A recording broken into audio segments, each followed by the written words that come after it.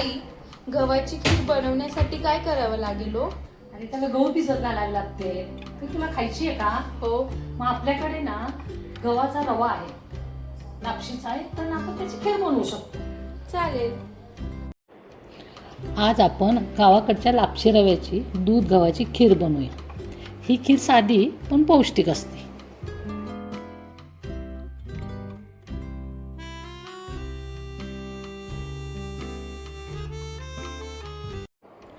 त्यासाठी मी 1 वाटी गव्हाचा लापशी रवा स्वच्छ धुवून घेते आणि तो शिजवण्यासाठी कुकरमध्ये 3 वाट्या पाणी, त्यामध्ये 1 चमचा तूप, थोडंसं मीठ टाकून कुकरच्या 3 ते 4 शिट्ट्या करून घेऊया. अजून पण गावाकडे ही खीर अख्ख्या गव्हाचीच बनवतात.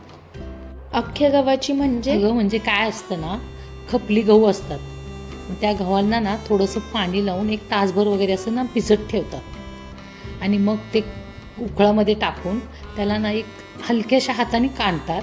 मग त्याच्यावरचा थोडासा भुस्सा निघतो, मग तो पाकडून वगैरे स्वच्छ करतात आणि मग त्याच्यासाठी ती खीर बनवण्यासाठी ते गहू तयार होतात आपल्याला. हे बघ, कुकरच्या 3 शिट्ट्या झाल्या आहेत आणि रवा पण छान मऊ झाला आहे.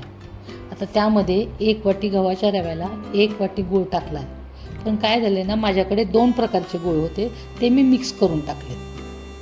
ह्या गुळाचं पाणी होईपर्यंत मिक्स करूया आणि त्यामध्ये आणखीन 1 अर्धी वाटी गरम पाणी करून टाकूया आणि कुकरची आपण आणखीन 1 शिट्टी करून घेऊया.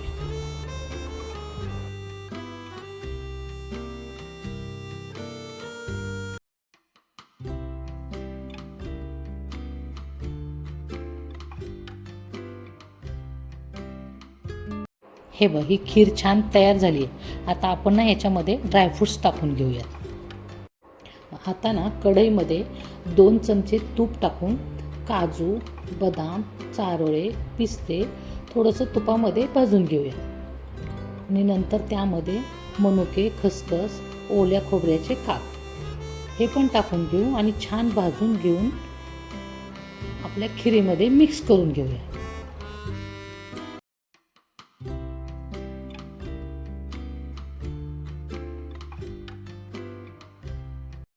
पूर्वी गव्हाची खीर ही सणावारांची एक खास गोड आठवण असायची.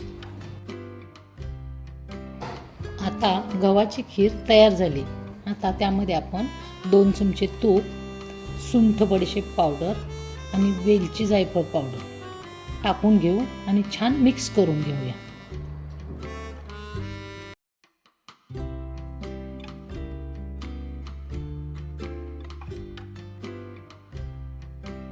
तुम्ही ही खीर अशीही खाऊ शकता किंवा दूध तूप मिक्स करून पण खाऊ शकता.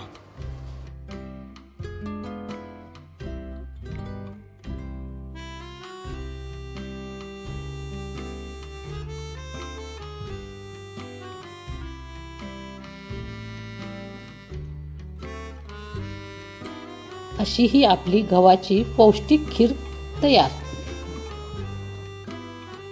अशाच नवनवीन रेसिपीजसाठी अनुकृतीस किचन चॅनलला सबस्क्राईब करा.